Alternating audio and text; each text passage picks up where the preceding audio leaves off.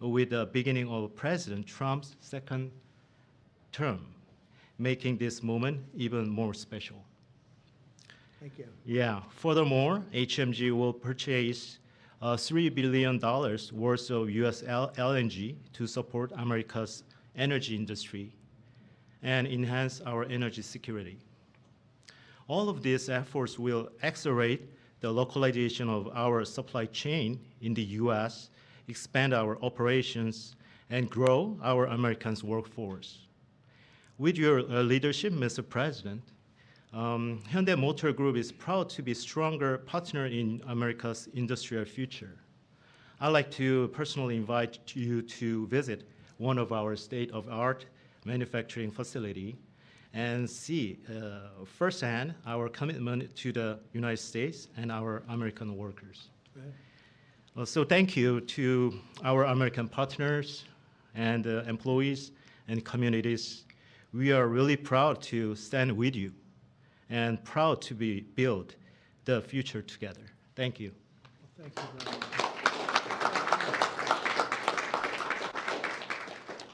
I thought maybe we have our great speaker, and we have two very good friends, Mike and Steve, and you come from a certain state that we're talking about right now that we love, and I've done very well there. I've always won by a lot.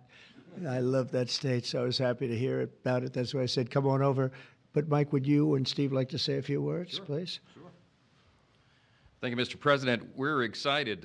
It was mentioned earlier what a great start we've had to your second term, and we're just getting started. Everyone should know that. There'll be more of this because it's the policies that are bringing about the great growth, and it's about leadership. And we have a strong new leader back in the White House, and it makes a big difference because everybody around the world is seeing that, and everyone around the country is applauding it.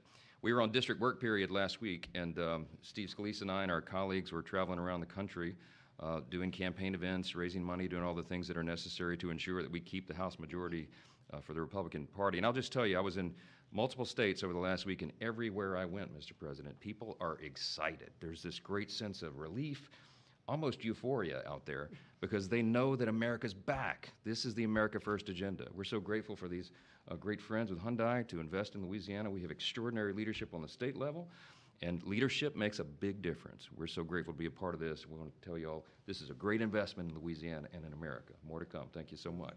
Steve? Well, thank you again, Mr. President, for opening up the White House to this great group. Governor Landry has brought the same kind of energy to the governor's mansion in Louisiana that President Trump has brought to the nation in the White House. You know, some people marvel at President Trump's stamina. Over the weekend, both Saturday and Sunday, we spoke by phone on some different legislative initiatives that we're working on with Speaker Johnson to continue moving the agenda forward. Those very things that President Trump ran on, he's delivering for the American people. And this announcement by Hyundai is one more example of how that agenda that President Trump ran on to make America first again is working for the American people. When you talk about 1,300 plus really good jobs in Louisiana, those are all American workers. That's billions of investment coming in from Hyundai into the United States that would not have been here without President Trump's leadership. And I think people know that, they see it. It's been a long time coming, but we applaud the work that Hyundai is doing with Governor Landry to come to our state. But for President Trump, we're seeing this all across the nation, and we're just getting started. A lot more to come, Mr. President. That's very nice. Thank you. Thank you very much. Do you have any questions, please? Yeah, please. The size of the investment, partly because of tariffs. On April 2nd, the reciprocal tariffs will go into effect. Is it truly reciprocal? Are there some countries that might get a break or some sectors that might get a break?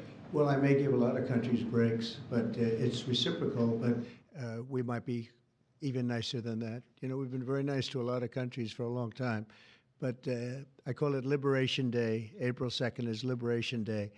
But today, as you know, we did something with respect to Venezuela. You heard about that, and that will be quite important. We'll be announcing some additional tariffs over the next few days, having to do with automobiles, cars, and having also to do a little bit with lumber down the road, lumber and chips.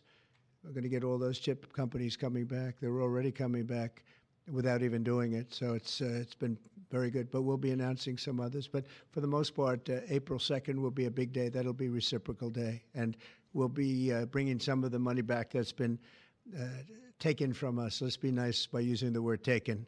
I don't want to use a stronger word because these guys are professional politicians, and they don't like to hear those words. I refuse to use the word stolen from us, but that's a... Countries mutually bring down tariffs. Are you seeing that Oh, negotiation? it happened. Well, the European Union lowered their tariffs to 2.5%. We were only at 2.5% for cars, which is very low.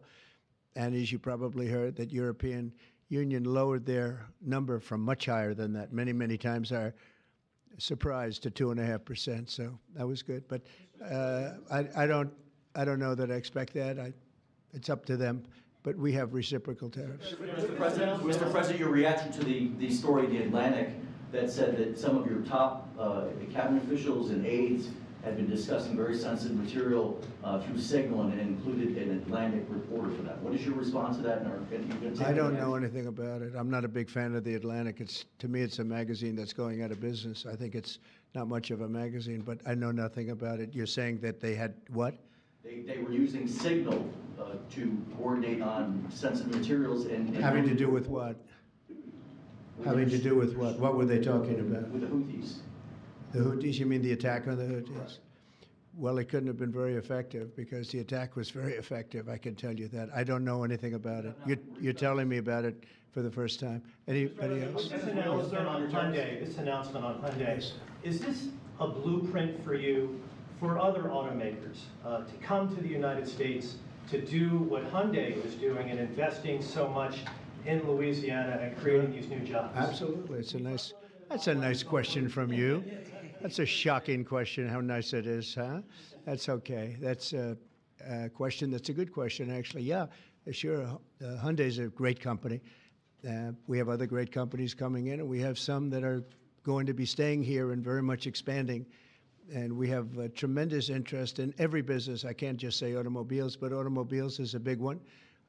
And yeah, this is the beginning of a lot of things happening. We've had, as you know, Apple's announced a $500 billion investment, and other companies have announced $250, $300 billion. But we're well into the $3 and $4 trillion mark, which has never happened to our country before.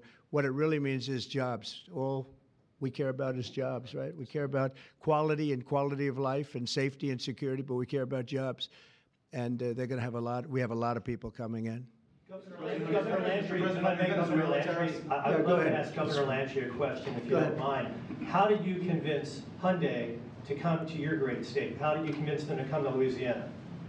It was easy. I told them we were going to have a great president this year, right? Look, I think that this is Americans seeing the America First policy in action, right? It's not just promises, it's about action. And not only and I appreciate their patience, because all last year, many of these legislators, the Speaker and the Senate President, we worked on making Louisiana as friendly for business as the president is making America. We worked on public safety. We worked on educational reform, which the president's been working on. We worked on tax reform, historic tax reform. And what I can tell you is to echo what the president said, in Louisiana right now, I believe before the summer's over, we'll have $50 billion worth of construction projects going on in Louisiana. That is a record, Mr. President. It has never happened under any other president, under any other administration. And I can only look at the leadership that he has brought, not only to the White House, but to the world as well. And so to have these executives come here and say, hey, we want to invest in America, because for decades now, what Americans have seen is jobs being offshored rather than onshored. And today's announcement is exactly that. This is a message for all America that this president and their governors out there care about the American worker. And I have to tell you that if you have any trouble getting permits, which you won't, come see me. I'll get them for you immediately.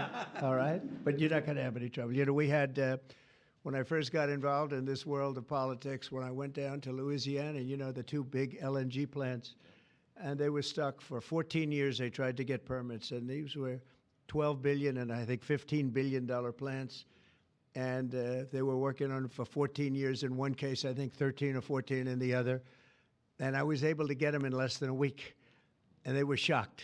And probably some consultant got a lot of money for doing it, but nobody spoke to me about it, other than this gentleman at the time. He mentioned it, and he did. They were in very much different positions, but they wanted to see if we could break the logjam, and I got it done. In one case, I actually got it done in one day, and the other case, I didn't do as well. It took a full week. And they built, and they're up, and they're very successful now. That was a long time ago, but we got it done immediately. You'll have no trouble getting your permits, I guarantee. These people, you're dealing with the top of the line. Okay? But just in case, call me.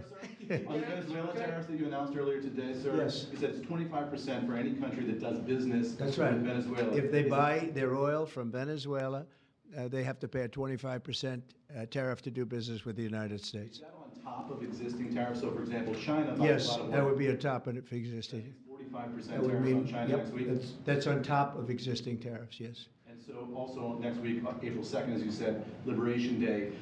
Is that going to be sector tariffs as well as reciprocal tariffs? It's going Or to be just- everything, yeah. It's going to be everything, but not all tariffs are included that day. For instance, we'll do some, as you know, we have already done steel and aluminum, and that's at a 25% level. And we are going to be doing automobiles, which you've known about for a long time. We'll be announcing that fairly soon, over the next few days probably. And then April 2nd comes, that'll be reciprocal tariffs. But we may take less than what they're charging because they've charged us so much, I don't think they could take it. In other words, they've charged us so much that I'm embarrassed to charge them what they've charged us, but it'll be substantial. And you'll be hearing about that on April 2nd. And it will be Liberation Day because we'll be taking in large amounts of money for our country, and that's lower taxes and all of the things that are good, and jobs, a lot of jobs. And what's your message to the big corporate clients of the big law firms that you've targeted with your executive orders? Do you want those big corporate clients to find new lawyers?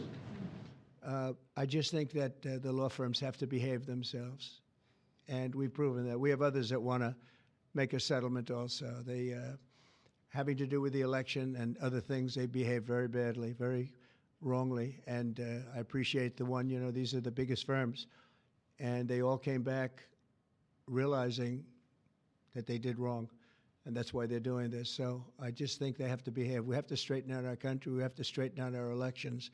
Our elections are very dishonest, very corrupt, and we have to straighten it out. And it's so easy to do it. And we should go to paper ballots.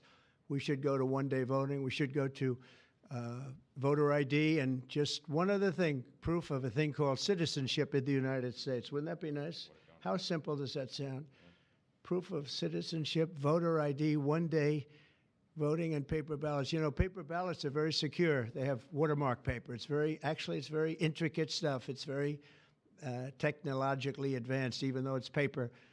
And you'd have no trouble. You wouldn't have dishonest elections, and you'd have them all done by 10 o'clock in the evening. France went to that, and not that I want to copy anybody, but many others have also. And they had 38 million votes, and it was all done at 10 o'clock. They had a winner, they had a loser. That was it. Nobody was complaining. And they had it backed up with paper. And it's so easy to do. The other thing, you'd save about, this would cost you about 8% of what the machines cost. So the paper would be much less expensive. So if you're looking to save some money, that's a good way to save it. So it's a shame that we've gone through it. We've gone through a bad election, really bad election. The election was so bad. And think of it. You wouldn't have had the October 7th disaster with Israel. You wouldn't have had Russia and Ukraine, because that would have never happened. You wouldn't have had inflation. You wouldn't have had the type of withdrawal from Afghanistan that you witnessed, which was probably one of the primary reasons that Russia went into Ukraine. They saw that mess, how badly it was handled. They said, wow, this is a paper tiger that was handled by incompetent people. But that wouldn't have, we would have been out, but we would have kept Bagram, the big air base, which is 1 hour away from China where they make their nuclear weapons. Would have been nice to have it, but now, you know who has it now? China has it. And so an honest election, and we wouldn't have had inflation. You had the record-setting inflation. We wouldn't have had inflation.